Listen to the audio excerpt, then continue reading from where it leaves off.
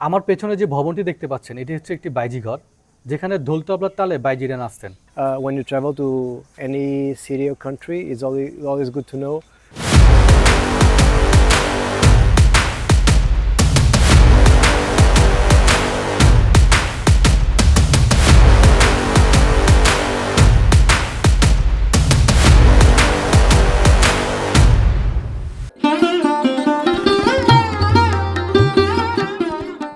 প্রিয় দর্শক, আমি এই মুহূর্তে আছি নারায়ণগঞ্জের সোনারগাঁয়ে অবস্থিত পানাম নগরে।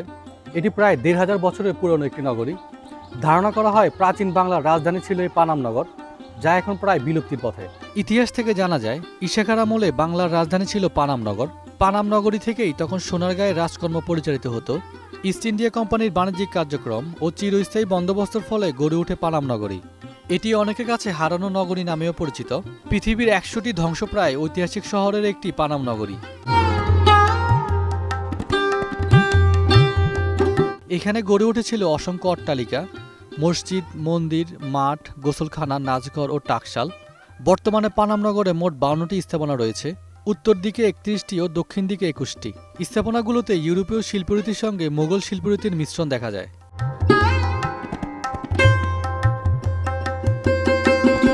এখানকার প্রত্যেকটা ভবনের মাঝে কিন্তু চলাচলের পথ রাখা আছে। আমি একটু যদি দেখাই, এই পথটা কিন্তু খুব বেশি একটা চওড়া না, খুবই সরু একটা পথ। এর উচ্চতাও কিন্তু খুব একটা বেশি না।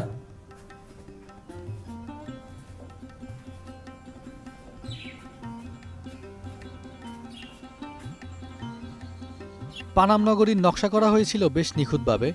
নগরীর প্রায় প্রতিটি বাড়িতেই রয়েছে কূপসহ পানি নিষ্কাশনের ব্যবস্থা। পানি সরবরাহের জন্য নগরের দুপাশে খাল ও পুকুর রয়েছে। আমার পেছনে যে ভবনটি দেখতে পাচ্ছেন এটি হচ্ছে একটি বাইজি ঘর, যেখানে ঢোল তবলার তালে বাইজিরা নাচতেন। ঘরটিতে একাধিক প্রবেশপথ ও জানালা রয়েছে। বাইজিদের থাকার জন্য একটি ছোট্ট কক্ষ রয়েছে।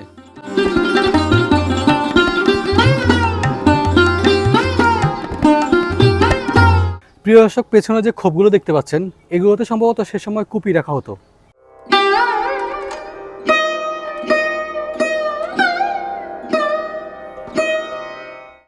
ইতিহাসের সাক্ষী পানাম নগরী প্রতিনিয়ত দেশি বিদেশি পর্যটকদের মুগ্ধ করছে। ভ্রমণ পিপাসুদের আকর্ষণের প্রতীক হয়ে উঠছে এই পানাম নগরী। I'm from Portugal. How did you know about this place? Um, I actually only learned it recently when I was searching about what to see in Dhaka as the capital of Bangladesh, and then I came to know about this historical place, Panam City, and I was very much eager to come. As I understood, this is one of the most important, historically speaking, parts of West Bengal. So, and one of the administrative hubs and centers. So that I'm interested in history, architecture. So obviously I could not come to Dhaka and not pass by here.